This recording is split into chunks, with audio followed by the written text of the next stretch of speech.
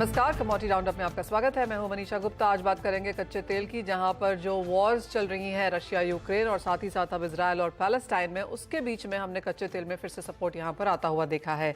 साथ ही बात करेंगे सोने की, जहां पर भी कुछ तेजी बरकरार है। यहां पर जिस तरह से डॉलर इंडेक्स में गिरावट है और सेफ हेवन खरीदारी देखने को मिली है, सोने ने अपने नियर टर्म सपोर्ट लेवल्स यहां पर होल्ड करे हैं। साथ ही बात करेंगे चीनी की, जहां पर अक्टूबर की सेकेंड ट्रांच अब यहां पर जारी हो गई है। पिछली ट्रांच यहां पर कैरी फॉरवर्ड नहीं की जाएगी। अंतर्राष्ट्रीय बाजारों में 13 साल के हाईज पर चीनी है। यहां पर आके क्या फंडामेंटल्स वॉच करने हैं, इन सब पर बात करेंगे।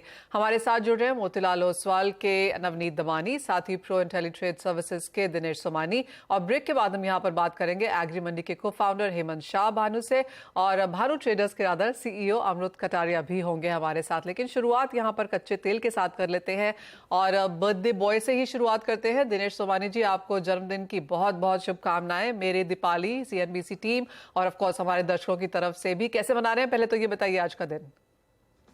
गुआर बाय करके मना रहे हैं और cotton seed oil cake bye करके मना रहे हैं। ऑलराइट, तो एग्री कमोडिटीज की तरफ से, और या एग्री कमोडिटीज अपने को गिफ्ट कर रहे हैं या फिर खरीदारी कर रहे हैं। लेकिन अगर कच्चे तेल की बात यहाँ पर की जाए तो कैसे देखते हैं आप यहाँ पर आज का बाजार, और यहाँ पर क्या टिप्स देना चाहेंगे?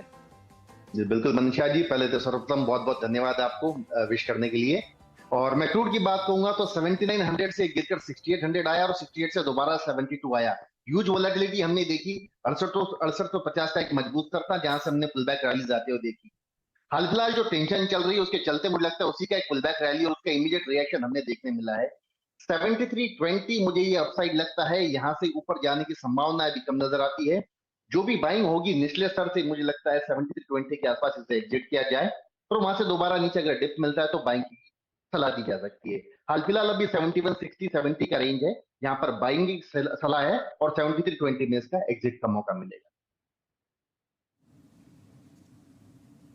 नवनीत, आपका सजेशन क्या है कच्चे तेल पर? मिडिल ईस्ट टर्मोइल को कीनली वॉच तो कर ही रहा है मार्केट, और एक आशंका तो है ही, अगर जरा सी भी टेंशंस एस्केलेट होती हैं तो प्राइसेस कच्चे तेल के सर्च कर सकते हैं। बट आपको किस तरीके की क्वेरीज क्लाइंट्स की तरफ से आ रही हैं कच्चे तेल को लेकर? क्या सजेशंस आप दे रहे हैं इस माहौल में? दीपाली जी, लास्ट वीक हम सीएनबीसी के शो पर डिस्कस कर रहे थे कि यहाँ पर पूरी तरह से जो डिमांड साइड पुल है वो थोड़ा सा वीक हो रहा है और सप्लाई साइड फैक्टर्स अभी भी काफी हावी है, पर जिसके चलते मार्केट में थोड़ा सा करेक्शन हमने प्राइसेस में आते हुए देखा था, और करीब करीब ऊपरी स्तरों से 10% के आसपास प्राइसेस कोलैप्स हो गए थे। अचानक से वीकेंड पे जज्बात बदल गए हैं, रुख बदल गया है प्राइसेस का, एंड हमने एक मोमेंटम तेजी आते हुए देखी है। मुझे लगता है यहाँ से $1.5 से $2 और एट बेस्ट $2.5 तक की तेजी आपको यहाँ से देखने मिल सकती है। ब्रेंट करीब करीब 90 के आसपास जा सकता है, WTI करीब 87-88 के आसपास आता है। यहाँ से अगर बहुत ज्यादा फर्दर एस्केलेशन इन वॉर नहीं हुआ तो इसके चलते डोमेस्टिक स्तरों में अगर मैं कहूँ तो एक अच्छा रीजनेबल पुल बैक 6800 से 7100 तक ऑलरेडी देख चुके हैं। यहाँ से 40-50 रुपए गिरे यानी 7100 के आसपास मिले तो 100 रुपए रिस्क से बाई किया जा सकता है। 7300 के आसपास के टारगेट देखने मिल सकते हैं।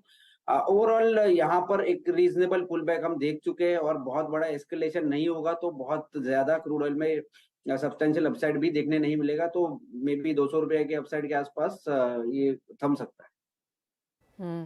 ये तो बात हुई यहाँ पर कच्चे तेल की। लेकिन नवनीत, नेचुरल गैस की अगर बात की जाए तो यहाँ पर ओवरनाइट अच्छा खासा उछाल देखने को मिला है। 300 क्रॉस करता हुआ दिखता है बहुत जल्दी। बहुत टाइम से सप्रेस्ड मोड में था, और करीब करीब 2 से 3 महीने तक ये 220 on the lower side, 240 on the higher side, ये रेंज में ट्रेड करा था।